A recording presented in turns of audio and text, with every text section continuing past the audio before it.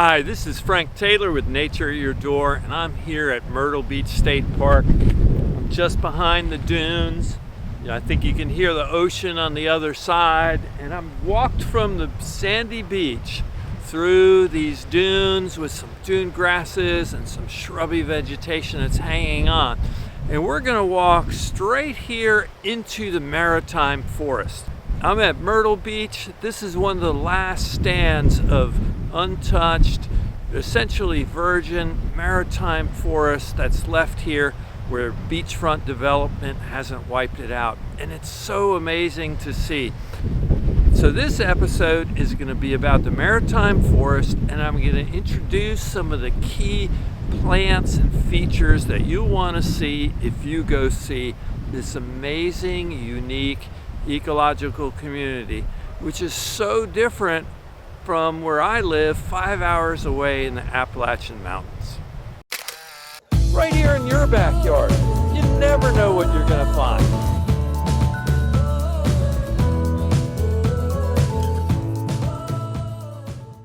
So we're going to walk into the Maritime forest right from the beach through the parking lot and in on a trail called the Sculptured Oak Nature Trail.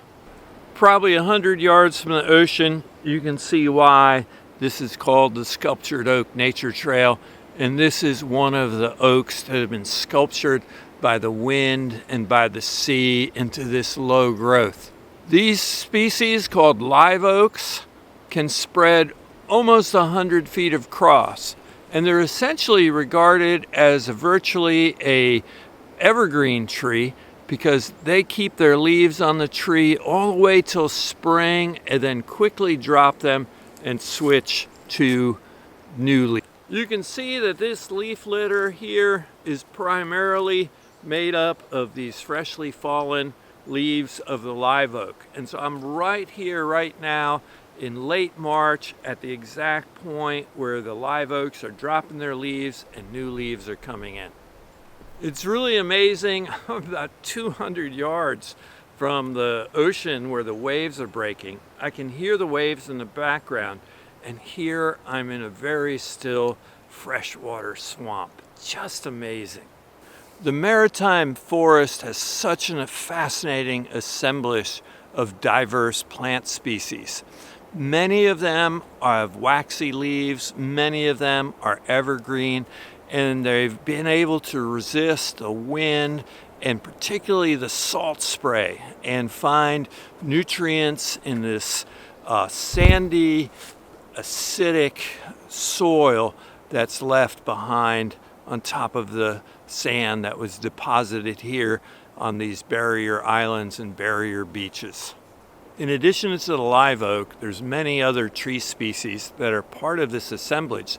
Some of them are found only here on the coast and in the southern parts of the U.S., right on the coastline, but others are from other parts and seem to integrate here in this community very well. One of the classic trees here is the Loblolly pine. It can be a huge, tall tree, and it has this distinctive plate-like bark, which I find just absolutely beautiful. It's a three-needled pine, and it gets its name Loblolly. A loblolly was a southern ditch in southern speak. And so this is a ditch pine. This is a pine that likes to grow in muddy, damp places. Another classic tree of the Maritime forest is the Cabbage Palmetto.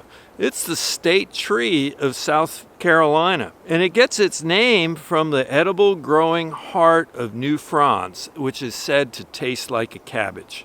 This heart of palm was eaten by the indigenous peoples long before settlers arrived. It also produces an edible fruit that was used by indigenous peoples.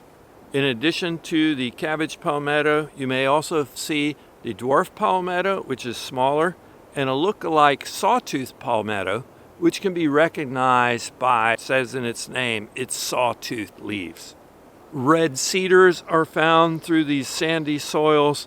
They produce a beautiful aromatic wood and is naturally resistant to insects and decay. In the shrub layer, you'll find American holly with its dark green and pointed tip leaves, which are found throughout North America. But you'll also find things like wax myrtle or candleberry with berries that were used to actually make candle wax. You'll see the Yaupon holly, which was used as a tea at one time and often suckers into colonies and spreads along the ground. Yaupon holly was the original caffeine drink, and it's the only native plant in North America with caffeine in its leaves. Beautyberry is just coming up, and I don't have any of the berries or even barely any leaves to show you at this time. And of course, scattered through these woods is the classic southern magnolia. These trees are often planted and cultivated around human structures, and they can be very large and broad. And here they grow in the woods, competing with the other plants for sunlight and nutrients in the soil. Another tree that to me represents the maritime forest community is this Carolina laurel cherry. And you can see this one is probably 30-40 feet tall, and it has these waxy cherry-like leaves.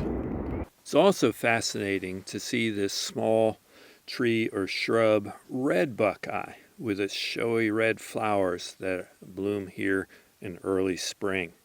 Another tree that has a range far beyond the maritime forest is a sweetgum tree, recognized by these star-shaped leaves. It apparently does very well here in the maritime forest species assemblage.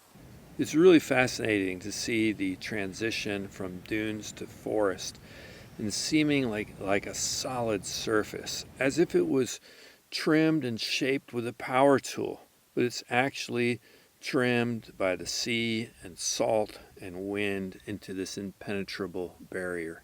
Well, I hope I've given you a little flavor of the maritime forest and shown you how different it is from many other forests. I'm just still intrigued by the fact that I'm 5 hours from the Appalachian Mountains, where we have a completely different look and completely different species diversity. In the background, I'm hearing a barred owl calling right now as I draw this episode to a close. I hope I gave you some things to look for, different trees to look for, different shrubs to look for. Again, some of them are unique and some of them are more ubiquitous across the United States. It's fascinating to see hundreds and thousands of years of succession that led to this bare sand from bare dunes to have this soil surface to it where all of these diverse plants can survive. Of course, many of them have very compact branches and leaves. Many of them have waxy leaves or needle-like leaves, and they're being able to survive here against the forces of hurricanes, winds, salt spray, and the ocean. So I hope you enjoyed watching this episode of Nature at Your Door. And if you like what I do, please subscribe to my channel and give me a like. And remember, I cover all things nature, from frogs, toads, snakes, and turtles, the myriapoda, insects, trees, wildflowers, and fungi. I cover all the things you might encounter just outside your door. But thanks again for watching this episode of Nature at Your Door here in the Maritime Forest, South Carolina.